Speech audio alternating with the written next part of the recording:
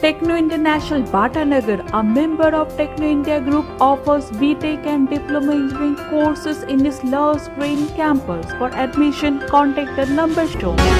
আরজিকর কাণ্ডে দিকে দিকে প্রতিবাদ, জেলায় জেলায় বিক্ষোভের আঁচ। দক্ষিণ চব্বিশ পরগনার মহেশতলায় ও মোমবাতি মিছিল। আরজিকর মেডিকেল কলেজের কর্তব্যরত মহিলা জুনিয়র ডাক্তারের নারকীয় নির্যাতন এবং হত্যার বিরুদ্ধে ১৩ নম্বর ওয়ার্ড কংগ্রেস ও যুব কংগ্রেস কর্মীবৃন্দর প্রতিবাদ মিছিল। এই নারকীয় ধর্ষণের ঘটনায় দোষীদের অবিলম্বে শাস্তির দাবিতে কংগ্রেস ও যুব কংগ্রেসের কর্মীদের এই প্রতিবাদ মিছিল। We want justice. We want justice. Justice for Abhaya. Justice for Abhaya. We want justice. We want justice. Justice for Abhaya. Justice for. We want justice. We want justice. Justice for Abhaya. Justice for Abhaya. We want justice. We want justice. Justice for Abhaya. Justice for Abhaya. We want justice. We want justice. Justice for Abhaya. Justice for Abhaya. We want justice. যেহেতু এটা বিচার বিভাগীয় তদন্তের মধ্যে রয়েছে এবং তদন্ত এখনো চলছে, যার জন্য আমরা ওই মেয়েটির নামটি নিচ্ছি না। আমরা মেয়েটির নামটি অভয়া বলে রেখেছি। তাই আমরা বলতে চাই, অভয়া মেডিকেল কলেজের ২য় বর্ষের ডাক্তারি পড়ুয়া ছাত্রী।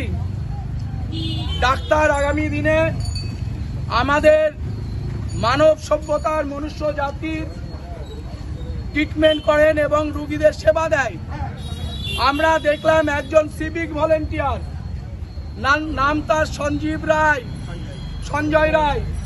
সেই সঞ্জয় রায় মেডিকেল কলেজের যে সিকিউরিটি, সেই সিকিউরিটিকে টপকে কিভাবে মেডিকেল কলেজে ঢুকলো, আর যখন এই মেয়েটি তার ডিউটি করার পরবর্তী পর্যায়ে সেমিনার হলে সে রেস্ট নিচ্ছিল, ঘুমোচ্ছিল আর কি, সেই সময় সিভিক ভলেন্টিয়ার সঞ্জয় রায় তাকে ধর্ষণ শুধু করলো তাই নয়, তাকে গলা টিপে খুন করা হলো।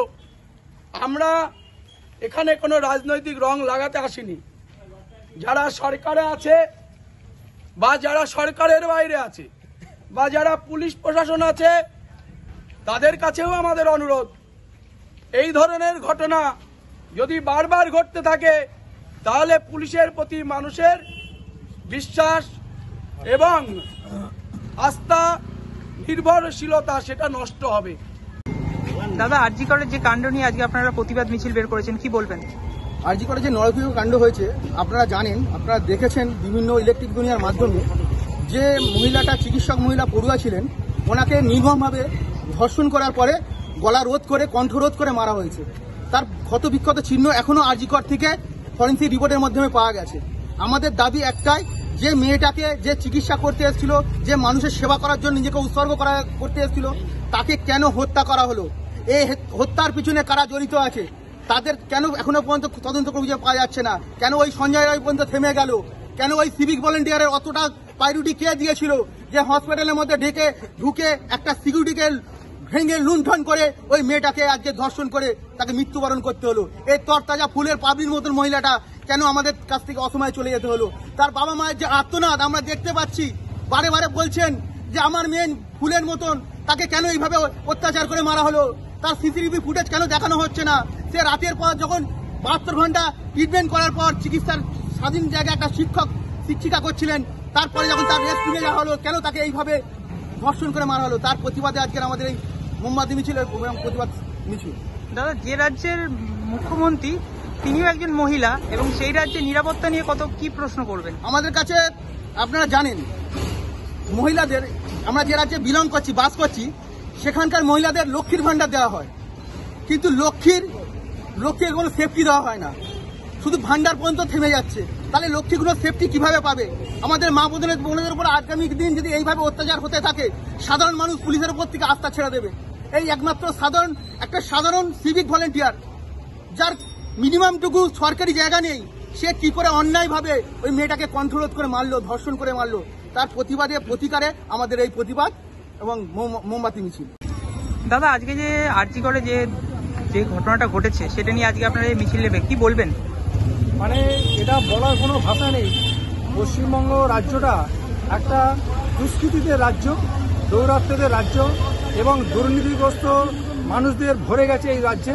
এবং রাজ্যের শাসক এই দুষ্কৃতীদের এবং এই যারা দুর্নীতিগ্রস্ত লোকদের প্রথম থেকেই তারা প্রশ্রয় দিয়ে যাচ্ছে, যার ফলেই আজকে Sanjay Roy on duty doctor মহিলাকে এইভাবে হিংস্রভাবে তাকে খুন করলো এবং তার ইজ্জত নষ্ট করলো।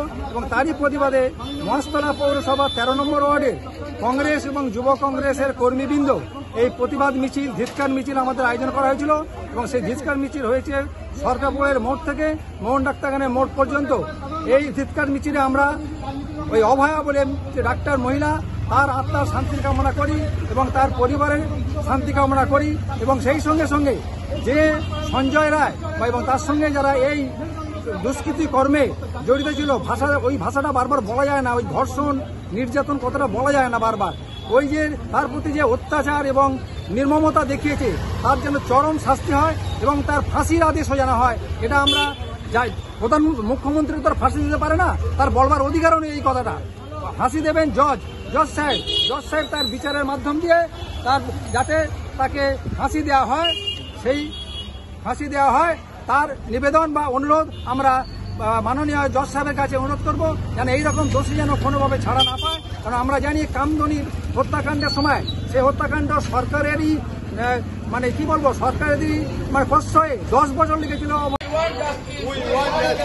Justice for Abhaya. Justice for Abhaya. We want justice. We want justice. Justice for Abhaya. Justice for Abhaya. We want justice. We want justice. Justice for Abhaya. Justice for Abhaya. We want justice. We want justice. Justice for Abhaya. Justice for Abhaya. We want justice. We want justice. Justice for Abhaya. Justice for Abhaya.